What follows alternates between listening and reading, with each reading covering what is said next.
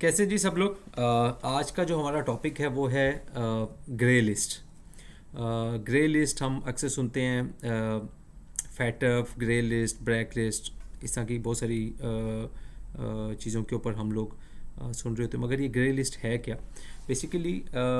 ایک انسٹیٹیوٹ ہے، ایک واچ ڈاگ ہے انٹرنیشنل، جس کو کہتے ہیں FATF, financial action task force. اور یہ فیٹف کرتا کیا ہے کہ یہ بیسیکلی کنٹریز کے اے ایم ایل اور ٹیررزم ریلیٹڈ جو منی فلو ہے اس کو چیک کرتا ہے. اور یہ چیک کرتا ہے کہ ان کنٹریز کا جو فریم ورک ہے اے ایم ایل سے ریلیٹڈ، یعنی کہ اینٹی منی لانڈرنگ اور کاؤنٹر ٹیررزم فائنینسنگ ریلیٹڈ جو ان کے فریم ورک ہے، کیا وہ فریم ورک اور پالیسیز جو ہیں وہ اچھی ہیں، بری ہیں، اور وہ ان کو کنٹینیوسلی مانیٹر کر رہے ہوتے ہیں. اور ایسی بہت ساری کنٹریز جن کو وہ چیک کرتے ہیں اور وہ دیکھتے ہیں کہ ان کے جو فریم ورک ہیں وہ ان میں فلوز ہیں، تو ان کنٹریز کو وہ ایک لسٹ میں ڈال دیتے ہیں. سو براڈلی دو قسم کی لسٹ ہیں. ایک کو بولتے ہیں ہم بلیک لسٹ اور دوسری کو بولتے ہیں گرے لسٹ. اب ان دونوں میں ڈفرینس کیا ہے کہ جو گرے لسٹ کمپنیز ہوتی ہیں، کنٹریز جو ہوتی ہیں، ان کو گرے لسٹ میں اس لیے ڈالا جاتا ہے یا ان کو ٹیگ کیا جاتا ہے تاکہ وہ جو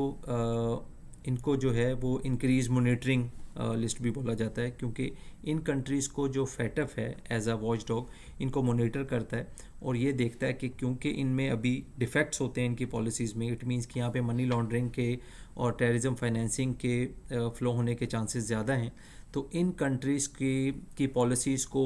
کے اوپر جو ہے وہ بار بار ان کو مانیٹر کیا جا رہا ہوتا ہے. ان کنٹریز کے ساتھ ڈسکشنز کی جا رہی ہوتی ہیں. ریسنٹلی آپ نے دیکھا ہوگا کہ پاکستان بھی ایک گرے لسٹ میں تھا، جو کہ میرا خیال ہے آلموسٹ آفٹر 3 ایئرس وہ گرے لسٹ سے نکلا. اور ریسنٹلی، بالکل ریسنٹلی اس منتھ میں یو اے جو تھا وہ بھی گرے لسٹ میں تھا سنس مارچ 2022، اور آفٹر 2 ایئرس یعنی کہ فیبرری 2024 میں وہ گرے لسٹ سے نکلا. اب اس دوران فیٹف کیا کرتا ہے کہ میٹنگز کرتا ہے کنٹریز کے ساتھ جو گرے لسٹ میں ہوتی ہیں، اور ان کنٹریز کی جو فریم ورک ہے اس کے اوپر ان کے ساتھ کام کرتا ہے ریگولیٹرز کے ساتھ، اور چیک کرتا ہے کہ کیا جو یہ کنٹریز ہیں یہ امپروو ہو رہی ہیں یا نہیں امپروو ہو رہی.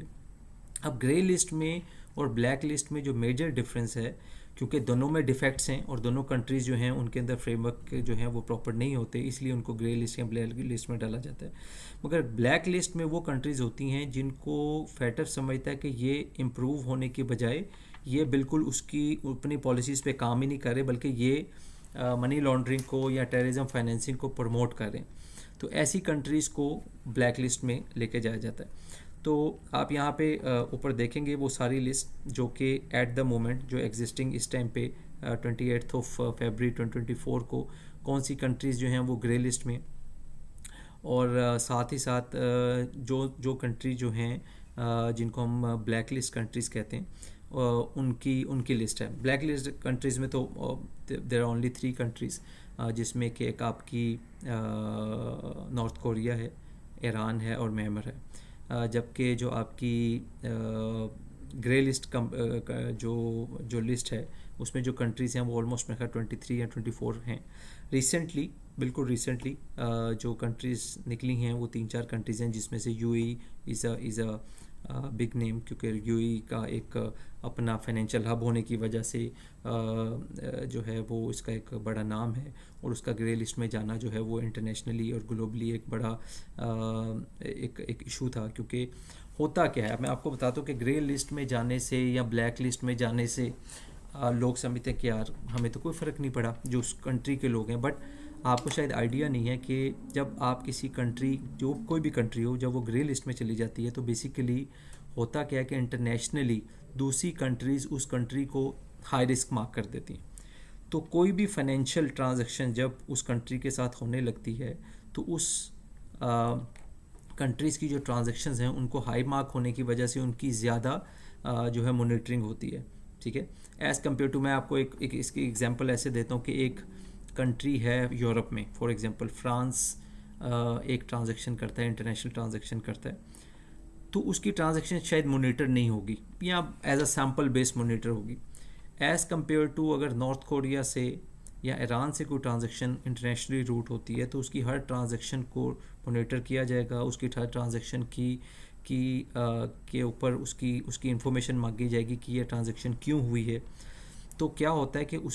اب جو کنٹریز جو کہ گرے لسٹ میں نہیں ہیں وہ ایسی تمام کنٹریز سے کوشش کرتے ہیں کہ ٹرانزیکشنز نہ کریں جو کہ گرے لسٹ میں یا بلیک لسٹ میں ہیں، تاکہ ان کے اوپر مانیٹرنگ کم سے کم ہو. تو ہوتا کیا ہے کہ ایسی کنٹریز جو گرے لسٹ میں ہوں وہ تو ڈیفینیٹلی ان کے اوپر بھی ان کے ساتھ بھی کام کم ہو جائے. جو بلیک لسٹ کنٹریز ہوتی ہیں ان کے ساتھ تو بالکل ہی کام جو ہے وہ آلموسٹ نہ ہونے کے برابر کنٹریز کرتی ہیں، تاکہ ان کی اپنا جو امیج ہے یا جو انسٹیٹیوٹس جو کہ ان ٹرانزیکشنز کے اندر انوالو ہیں وہ اپنا رسک بچانے کے لیے ان کے ساتھ کم سے کم کام کرتے ہیں.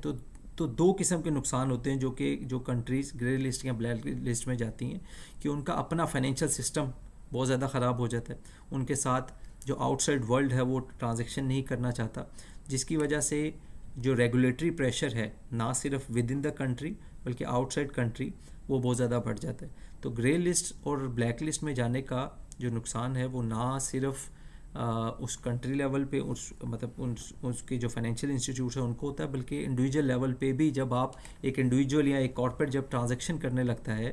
ایک گرے لسٹ یا بلیک لسٹ کنٹری کا، وہ جب انٹرنیشنل ٹرانزیکشن تو اس کی اسکروٹنی بہت زیادہ ہو جاتی کہ عام ٹرانزیکشن اگر ایک دن میں ہو رہی ہے تو اسکروٹنی کی وجہ سے وہ ٹرانزیکشنز ڈیلیز کا شکار ہوتی ہیں، اور سم ٹائم اٹ ٹیک ویکس کہ جب تک وہ پورے ڈاکومنٹس نہیں پرووائڈ کرتے. فار ایگزامپل کوئی ایل سی ہے اور پورے ڈاکومنٹس نہیں پرووائڈ کرتے اور وہ ٹرانزیکشنز تب تک جو ہے وہ پاس آن نہیں ہوتی انٹرنیشنل جو ہے سسٹم کے اندر. دس از آل. اگر آپ کو کوئی اور انفارمیشن اس سے ریلیٹڈ چاہیے ہو پلیز کامنٹ، اور اگر آپ کو ویڈیو اچھی لگی تو please subscribe and like. Thanks.